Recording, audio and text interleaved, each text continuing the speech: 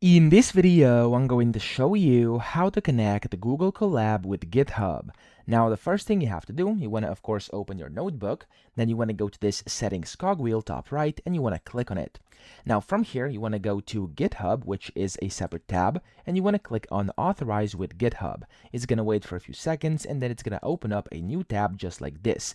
Now, for me, I already am signed in to GitHub. Of course, if you are not, you'll be prompted to sign in using your credentials or Google or Apple or whatever. So just sign in using your credentials, and then whenever you do this, it's just going to automatically close this window, and it's going to say that your GitHub account is now connected to your Google Drive account, and of course, together with that, it's connected to Google Colab as well. So just click on the Save button down here, and then from here, you want to go to File top left, and you can then go and save a copy in GitHub just like this, okay? So you can give it a name, a repository, a branch, whatever you want to do here, as well as the file path, the commit message, and then just click on OK, and that's going to go through and create a copy inside GitHub just like this. And then the best thing is it's going to open it automatically, and you can view it over here directly inside GitHub.